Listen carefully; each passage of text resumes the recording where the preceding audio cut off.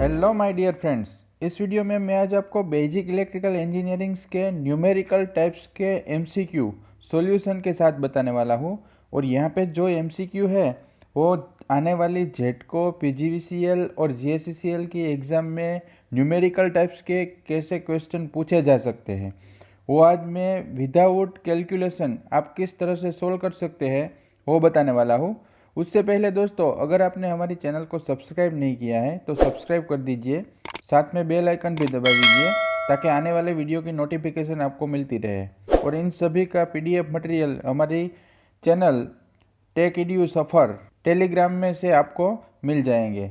तो दोस्तों, मैंने यहाँ पे जो एमसीक्यू बताए हैं बेसिक इलेक्ट्रिकल इंजीनियरिंग के, वो लास्ट में पीजीवीसीएल की एग्ज़ाम हुई है उन सभी में पूछे गए हैं काफ़ी, क्योंकि पीजीवीसीएल के एग्ज़ाम में तो ओबियसली हमारे ये न्यूमेरिकल टाइप्स के एमसीक्यू आते हैं।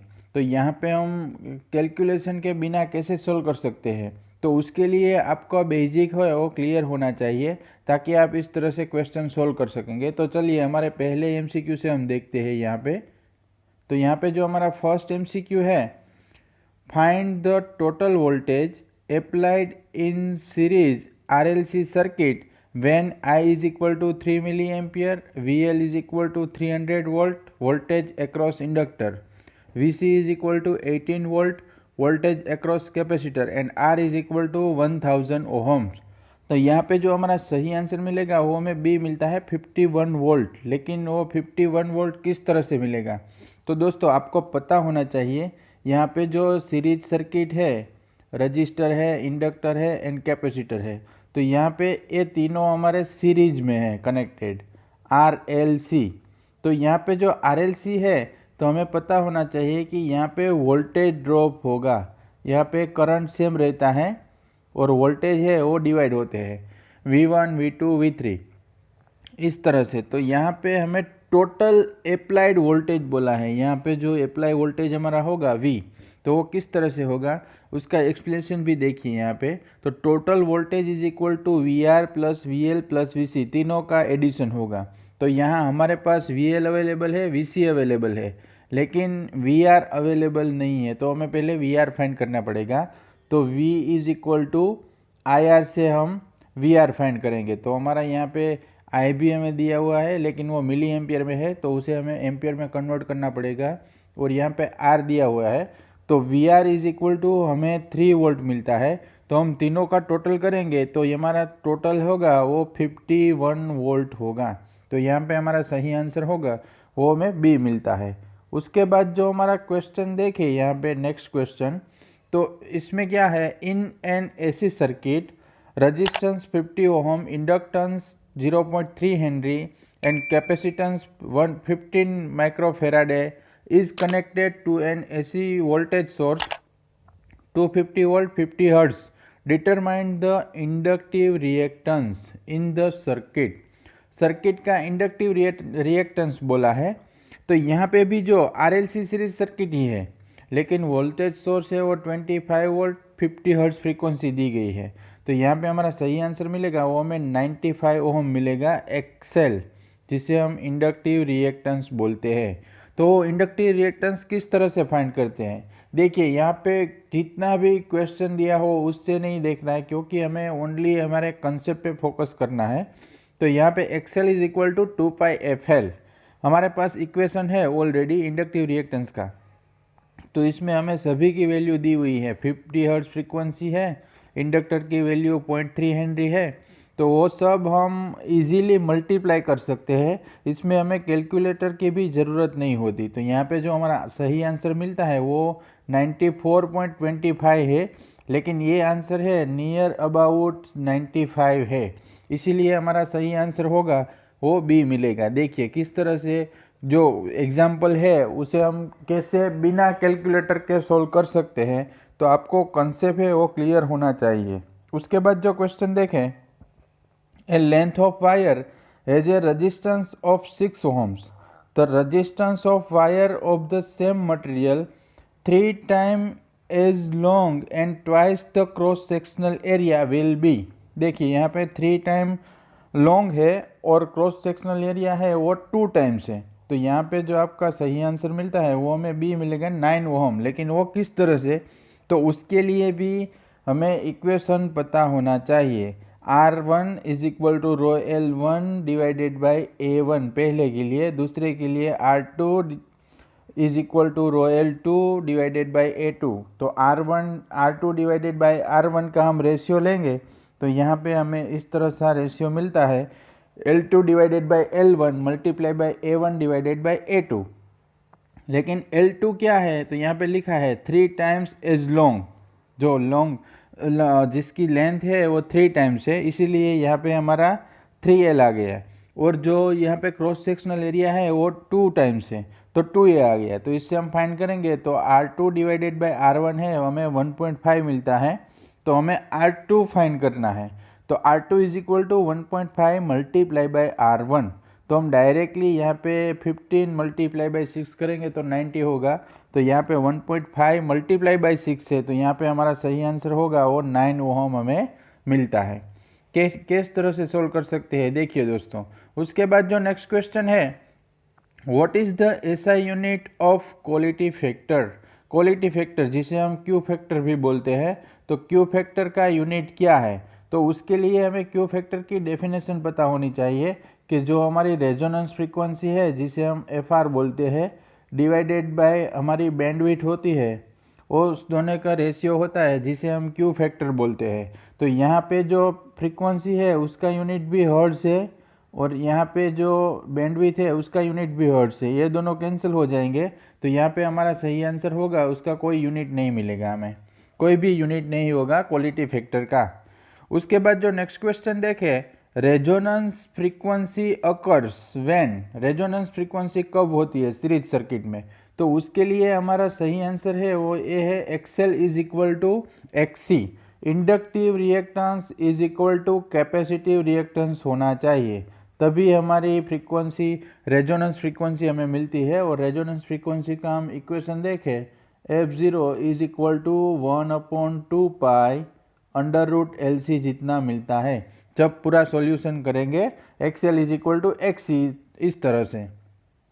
उसके बाद जो क्वेश्चन देखें दोस्तों, तो यहाँ पे जो नेक्स्ट क्वेश्चन है, the potential difference of an energy source that provides 50 millijoule of energy for every microcoulomb of charge that flow is। तो यहाँ पे हमारा सही आंसर होगा वो हमें डी मिलेगा 50 किलोवाट।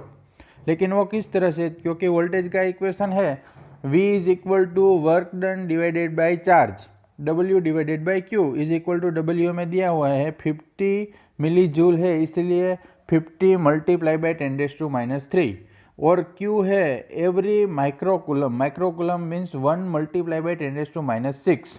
तो ये हमारा 10⁻�6 ऊपर जाएगा तो +3 हो जाएगा। तो यहाँ पे हमारा सही आंसर होगा वो हमें 50 किलोवाट मिलता है। इसके बाद का जो हमें क्वेश्चन देखें, what is the value across the capacitor when the source voltage is 100 volt and the Q factor is 10। हमें क्यू फैक्टर 10 दिया गया है और जो कैपेसिटर की अक्रॉस का वोल्टेज है वो 100 वोल्ट दिया गया है। तो यहाँ पे जो हमारा सही आंसर होगा वो हमें सी मिलेगा 1000 वोल्ट। लेकिन वो किस तरह से, तो हमें क्यू फैक्टर की दूसरी डेफिनेशन भी पता होनी चाहिए कि क्यू फैक्टर है वो हमारा voltage across capacitor divided by source voltage, जो सोर्स वोल्टेज होते हैं 100 वोल्ट, उस तरह से तो भी हम फाइंड कर सकेंगे। इक्वेशन के हिसाब से देखिए यहाँ पर Vc is equal to capacitive voltage है and Vs is equal to source voltage है। तो यहाँ पे हमारा सही आंसर मिलेगा वो हमें सी मिलेगा 1000 वोल्ट। उसके बाद जो क्वेश्चन देखे, find the reactive power when the average power is 5 watt and Q is equal to 2। Q means quality factor. तो यहाँ पे हमारा सही आंसर है वो हमें ए मिलेगा 10 वॉट। लेकिन वो किस तरह से, उसका भी रिएक्टिव पावर का भी एक इक्वेशन है और जो रेशियो होता है quality factor, Q is the ratio of reactive power to the average power. Average power and reactive power दोनों के बीच का जो रेशियो है उसे हम क्वालिटी फैक्टर कहते हैं। तो Q हमें 2 दिया है और हमारा एवरेज पावर है वो 5 दिया है, तो यहाँ पे रिएक्टिव पावर हमारा होगा वो 10 वॉट होगा। सही आंसर होगा ए। उसके बाद जो क्वेश्चन देखें, तो value of current in the bandwidth range when the maximum value of current is 50 ampere. जो हमें मैक्सिमम आई एम दिया हुआ है, जिसे हम मैक्सिमम बोलते हैं, मैक्सिमम है हमारा 50 एम्पियर है। तो यहाँ पे जो हमें बैंडविड्थ की करंट की वैल्यू फाइंड करनी है वो किस तरह से होगी, तो यहाँ पे जो हमारी बैंडविड्थ होगी वो हमें इस तरह से मिलती है कि हमारा सही आंसर है, वो हमें सही आंसर हमारा बी मिलेगा 35.36। लेकिन वो किस तरह से, IRMS is equal to IM/√2।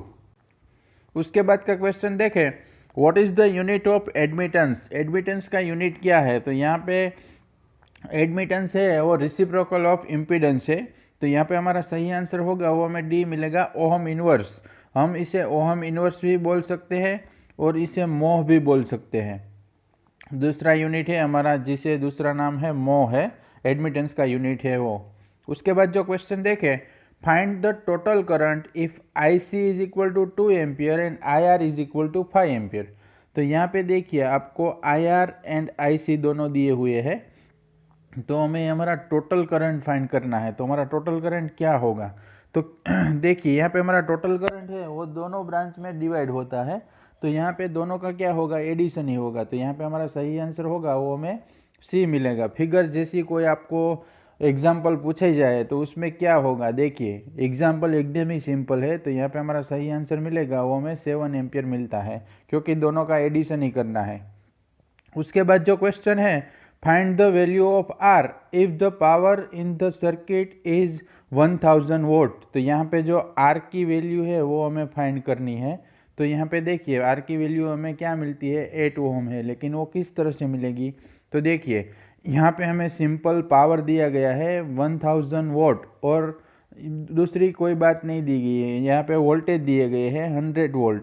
तो P is equal to VI की तरह से हम करंट को फाइंड कर सकेंगे। पहले करंट फाइंड कीजिए, बाद में हमारे 2 ओम रजिस्टर है उसके अक्रॉस का वोल्टेज फाइंड कीजिए। तो यहाँ पे 2 मल्टीप्लाई बाय I होगा तो 20 वोल्ट मिलेगा। तो इन दोनों के हम अक्रॉस के वोल्टेज फाइंड करेंगे, तो यहाँ पे 100 - 20 इज इक्वल टू 80 वोल्ट मिलते हैं। तो R is equal to V/I से हम फाइंड करेंगे, तो 80 डिवाइडेड बाई 10, तो यहाँ पे हमारा 8 ओम मीन्स के 8 ओम रजिस्टेंस है वो हमें मिलता है। हमारा सही आंसर होगा सी। उसके बाद जो क्वेश्चन देखें, what is the current in the circuit.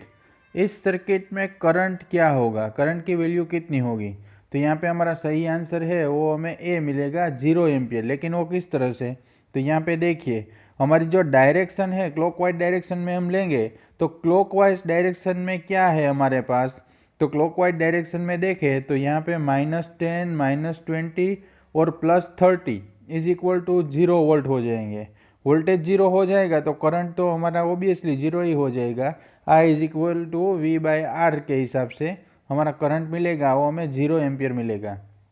उसके बाद जो क्वेश्चन देखें, find the value of the node voltage V। यहाँ पे जो नोड वोल्टेज दी गया है नोड, तो नोड का जो अक्रॉस का वोल्टेज है वो कितना होगा, तो यहाँ पे हमारा सही आंसर मिलेगा वो हमें ए मिलेगा -60 वोल्ट।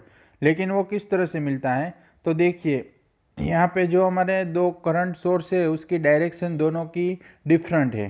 तो यहाँ पे जो हम फाइंड करेंगे नोड इक्वेशन के हिसाब से -2 + 8 + V/10, क्योंकि V/R के हिसाब से करंट हम फाइंड करते हैं, तीनों का करंट हम लेते हैं, इज इक्वल टू 0। तो 8 - 2 is equal to 6 + V/10 is equal to 0। तो V is equal to -10 multiply by 6। तो यहाँ पे हमारा सही आंसर मिलेगा वो हमें ए मिलता है -60 वोल्ट। तो यहाँ पे सही आंसर है ए। उसके बाद जो क्वेश्चन देखें, can we use Thevenin's theorem on a circuit containing a BJT. BJT में हम थेवेनियंस थ्योरम को यूज कर सकते हैं, तो नहीं। यहाँ पे हमारा सही आंसर होगा वो हमें बी मिलेगा, नो। लेकिन वो क्यों, क्योंकि बीजेटी है वो नॉन लीनियर नेटवर्क है, ओनली बीजेटी है, क्योंकि थेवेनियंस थ्योरम ओनली लीनियर नेटवर्क के लिए ही एप्लीकेबल है, बल्कि नॉन लीनियर नेटवर्क के लिए एप्लीकेबल नहीं है। तो यहाँ पे हमारा सही आंसर मिलेगा वो हमें भी मिलेगा। तो दोस्तों मैंने यहाँ पे आपको 15 most important basic electrical engineering के एमसीक्यू बताए हैं, जो कोई भी इलेक्ट्रिकल की कॉम्पिटिटिव एग्ज़ाम होगी उसके लिए काफ़ी इम्पोर्टेंस रहने वाले हैं। अगर आपको हमारा ये वीडियो पसंद आए तो उसे लाइक करें, शेयर करें और सब्सक्राइब करें। Thank you for watching my video.